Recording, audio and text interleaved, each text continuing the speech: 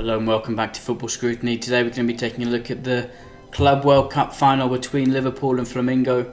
Let's have a look at the tactical analysis from the game. Okay, so Liverpool started with their traditional 4-3-3 system. Gomez at the back due to injuries to Lovren and Matip, and in midfield Chamberlain and Keita instead of Wijnaldum and Fabinho. Up front, the normal front three for Liverpool. Flamengo lined up in a 4-4-2 formation. There were some interchanging in positions with their front players. However, the 4-4-2 was how they mainly defended. Low in attack, they often seem to have a 3-1-4-2 system or 3-5-2 depending on how you want to look at it and depending on the moment of play. Okay, so let's get straight into it with the passes behind the defence from Liverpool. Liverpool kept playing long balls over the top of the defence, trying to find the space for their forward players Firmino and Salah to run onto, often long passes from Van Dijk or long passes from Henderson when he switched over onto the right hand side. Also Trent Arnold, Gomez, all looking to play these long passes in behind the defence. This pass was in the first minute of the game. Trent Arnold comes onto his left foot and plays a pass over Firmino, who's clearly onside and was left 1-1 with the keeper. Unlucky not to make it 1-0 in the first minute of the game. Just a couple of minutes later, ball over the top from Henderson, over the defence into Salah's path. You can see there the defence from Flamengo was poor and it should have made it 1-0, again within the first 5 minutes of the match. The long balls didn't stop it just from the early stages. Here a long pass from Van Dijk looking for Salah, and again should have made it 1-0. Another one in the second half, Van Dijk looking for the pass over the top, this time into the advancing Alex Arnold, and later on again Robertson into Salah, this time slightly offside, but always looking for that ball over the defence. Flamengo started the game with extremely high pressing, trying to win the ball back high up the pitch.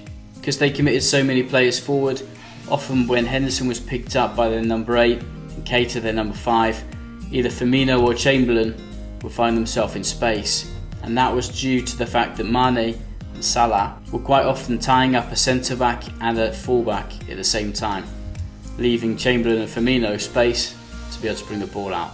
Here's an example of their early pressing. 3 players pressing the ball. When the keeper gives it into Gomez, you can see now that we've got 5 players from Flamengo high up the pitch, and in the next picture they've got 6. So high pressing early in the game. Again, this time the ball comes into Alisson, and he's going to find a pass in between the lines and find Chamberlain, therefore cutting 6 players out of the game and putting Liverpool on the way to an attack. Second half, this is the example of the pass through the middle.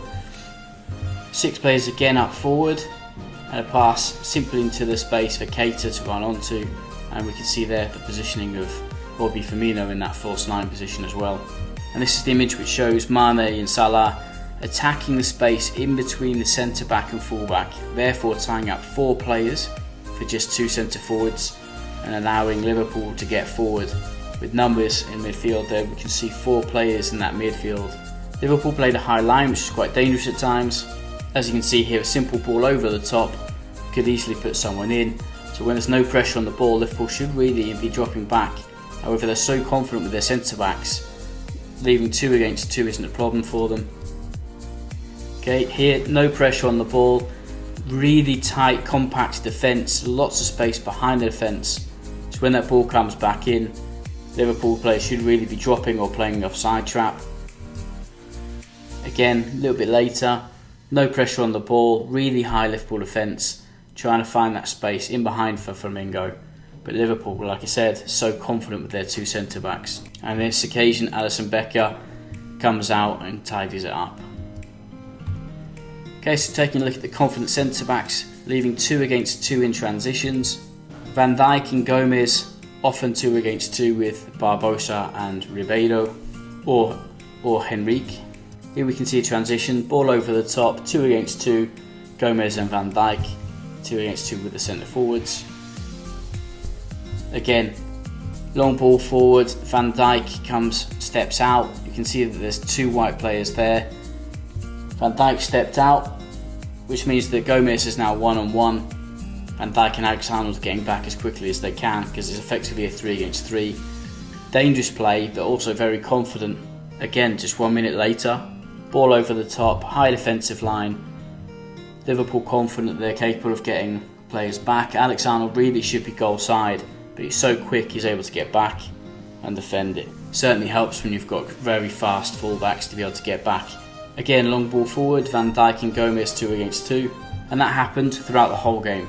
Bobby Firmino in the false 9 position. As I've already mentioned, that Mane and Salah would try and pick up positions in between the centre-backs and full-backs, but they also played on the shoulders, trying to force the full-backs out wide and leave the centre-backs with nothing to do when Bobby Firmino would drop into the middle of the pitch to try and receive. Here we can see Firmino in loads of space in the middle of the pitch, no one picking him up.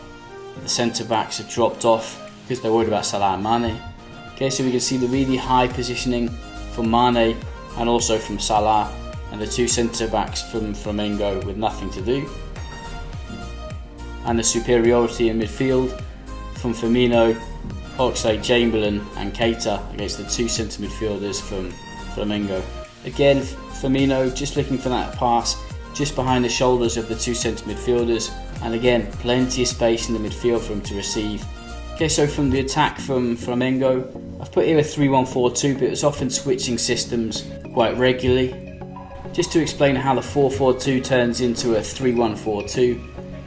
When they've got the ball, the number 5 would drop in between the 2 centre-backs, and the full-backs would then go forward, and the 2 centre-backs would open. They're leaving a 3 at the back. The 2 wide players would then come inside. When the ball would be switched out wide, you can see clearly the pressing from Liverpool, that there would be 1-with-1. Firmino would press the centre midfielder who dropped in. Salah and Mane would press the centre-backs.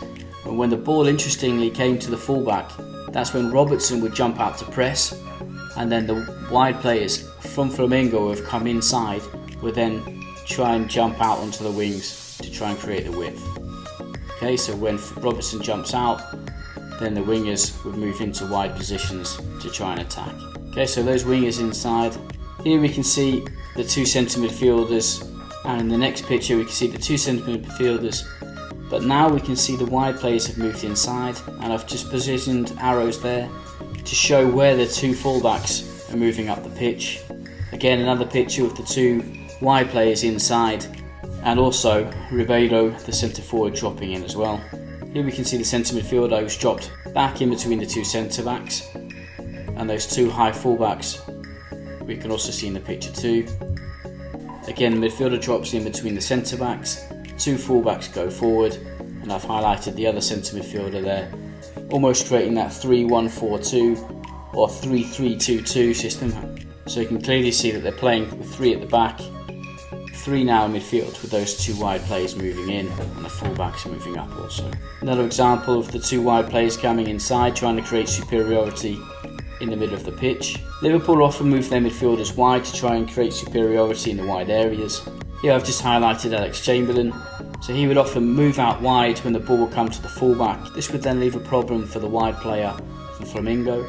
Would he jump out onto Robertson, or should he stay with Chamberlain? If he does jump out to Chamberlain and Mane also comes in to receive, then there's space created behind for Oxlade-Chamberlain to move into. Okay, so here's that example. Balls with the fullback. We've got fullback Chamberlain and Mane all in that area. If the wide player jumps out into Robertson, then Chamberlain is free. And when Mane comes in, if Raphinha comes with him, then there's space created behind. And that's exactly what happens. Mane comes forward, Raphinha follows him, and there's space in behind for Oxlade-Chamberlain to run into. In the end, it was a counter-attack which won the game for Liverpool, winning the ball inside their own penalty area in extra time. Henderson picks the ball up and plays forward. The ball came back from Salah, and Henderson put in a big 25-30 metre pass into the path of Sadio Mane, who was really unselfish and laid the ball off to Firmino, who then, I thought he was going to shoot at this moment, but then he just cuts inside, and at this point he could have actually passed to Salah, but he took the logical option and put the ball into the back of the net. The winning goal, and that made Liverpool world champions. In conclusion, I think Liverpool should have scored earlier on in the game and wrapped up the tie before extra time. I was, however, impressed with Flamengo. Their general play with the ball was good, they maintained possession well. However, in the end, Liverpool's world-class centre-forwards and world-class centre-back Van Dijk are what helped Liverpool win the game. Jordan Henderson also very impressive, as always, the captaincy for Liverpool.